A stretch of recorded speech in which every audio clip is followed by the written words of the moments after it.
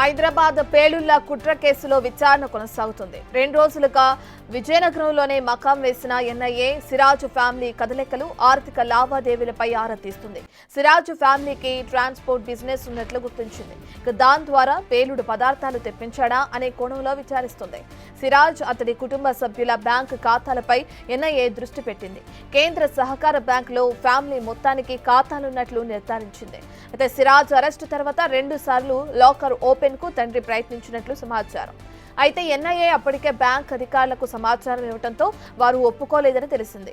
ఇక సిరాజ్, సమీర్ కస్టడీ పిటిషన్పై ఇవాళ తీర్పు ఇవ్వనుంది కోర్టు. 5 రోజుల కస్టడీకి ఇవ్వాలని కోరారు విజయనగరం పోలీసులు.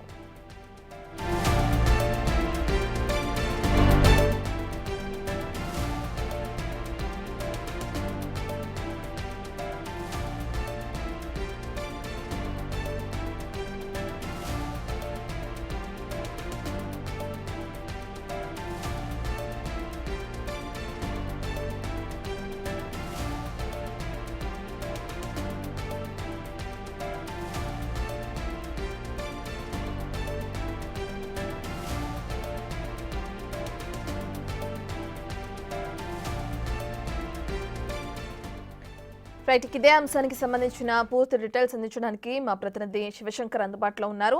రైట్ శివశంకర్, ఇప్పటికే చూసుకుంటే ఆ కోర్టులో హాజరుపరిచిన తర్వాత రిమాండ్కి విధించాలని కోరుతున్నారు సిరాజ్ని విజయనగరం పోలీసులు. మరి దీనికి సంబంధించిన డీటెయిల్స్ ఏ విధంగా ఉన్నాయి? ఇప్పటి వరకు జరిగిన ఎంక్వైరీలో ఎటువంటి అంశాలు తెరపైకి వస్తున్నాయి?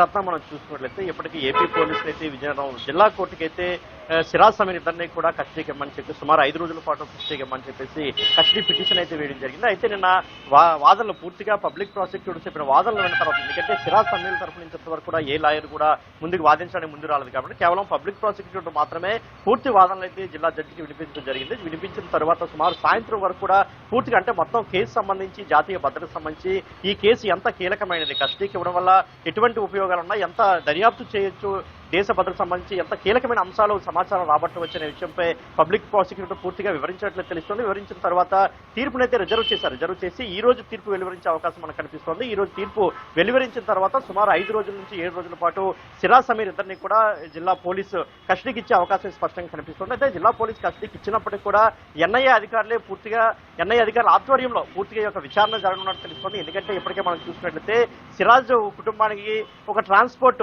బిజినెస్ అనేది మొదటి నుంచి సుమారు 50 ఏళ్ల నుంచి ట్రాన్స్పోర్ట్ బిజినెస్ అనేది ఉందన్నటువంటి సమాచారం అంతా ఉంది. సమాచారం అందిన నేపథ్యంలో, అంటే ముఖ్యంగా పేలుడు పదార్థాలు ఇంతవరకు కూడా మనం ఆన్లైన్ ద్వారా కొనుగోలు చేశాడా, ఇతరత్ర అంటే మార్గాల ద్వారా తెప్పించుకున్న దానిపై అనేక కోణాల్లో అనుమానాలు అయితే వ్యక్తమవుతున్న నేపథ్యంలో ఆయనకి ఒక ట్రాన్స్పోర్ట్ బిజినెస్ కూడా సుమారు 50 ఏళ్ల నుంచి సిరాజ్ కుటుంబానికి ఉందని పక్కా సమాచారం అందుతుంది. ఈ నేపథ్యంలో ఆయన ఈ ట్రాన్స్పోర్ట్, ఎందుకంటే ఆల్ ఇండియా పర్మిట్స్ కూడా వాళ్ళ వెహికల్స్ ఉన్నాయన్న సమాచారం కూడా అందుతుంది. అయితే ఈ పర్మిట్ నేపథ్యంలో వాళ్ళు ఇతర రాష్ట్రాల నుంచి ఎక్కడి నుంచైనా పేలుడు పదార్థాలు సేకరించి తీసుకొచ్చాడు సిరాజ్ అనే దానిపై కూడా ఎన్ఐఏ అధికారులు విచారించే అవకాశం ఉంది. అదేవిధంగా మనం చూసుకున్నట్లయితే ఇంకా సిరాజ్ బ్యాంక్ ఖాతాలకు సంబంధించి గతంలోనే మనం చెప్పుకున్నాం. అతను నేషనలైజ్డ్ బ్యాంకుల నుంచి కాకుండా జిల్లా కేంద్ర సహకార బ్యాంకులోనే మొత్తం అకౌంట్లన్నీ కూడా ఓపెన్ చేశాడు. అందులోనే కుటుంబ సభ్యుల అకౌంట్లు కూడా ఉన్నట్లయితే ఎన్ఐఏ అధికారులు గుర్తించారు. దీనికి సంబంధించి ఎంతెంత అమౌంట్ ట్రాన్స్ఫర్ అవుతుంది అంటే కేవలం అమౌంట్ క్రెడిట్ అవ్వడం తప్ప ఎక్కడ డెబిట్ అవ్వడం అయితే చూపించలేదనే అనుమానం కూడా ఎన్ఐఏ అధికారులు వ్యక్తం చేశారు. ఇప్పటికే బ్యాంక్ కూడా కీలకమైన సమాచారాలు ఇచ్చారు, కీలకమైన ఆదేశాలు కూడా ఇచ్చారు. ఎక్కడ కూడా ఈ బ్యాంక్ డీటెయిల్స్ బయటికి వెల్లడించొద్దనే అంశాలపైన కూడా కీలకమైన ఆదేశాలు ఇవ్వడం జరిగింది ఎన్ఐఏ అధికారులు. అయితే దీనికి సంబంధించి మనం చూస్తుంటే వివిధ కథనాలు వచ్చినప్పటికీ కూడా ఇందులో వాస్తవాలు మాత్రం ఎన్ఐఏ పోలీసులు ధృవీకరించాల్సిన అవసరం అయితే ఉంది. ఎందుకంటే మనం చూసుకున్నట్లయితే ఏదైతే జిల్లా సహకార బ్యాంకులు, ఎందుకంటే లోకల్లోనే సిరాజ్ సెంటర్ రెహమాన్ కూడా ఏఎస్ఐగా పనిచేస్తున్న నేపథ్యంలో ఓసారి సివిల్ డ్రెస్ లో, మరోసారి యూనిఫామ్ లో వెళ్లి, ఎందుకంటే ఆయనకి ప్రత్యేకించి ఓ లాకర్ కూడా ఉన్నట్లు తెలుస్తోంది. ఆ లాకర్ ఓపెన్ చేయాలని ఆయన అడిగినట్లు కూడా తెలుస్తుంది. అయితే ఎన్ఐఏ అధికారులు ఇచ్చినటువంటి ఆదేశాలతో బ్యాంక్ అధికారులు ససేమీర అనడంతో ఆయన వినిదిరడం కూడా జరిగింది. అదే మనం మరొక కీలక పాయింట్ కూడా మాట్లాడుకోవాలి.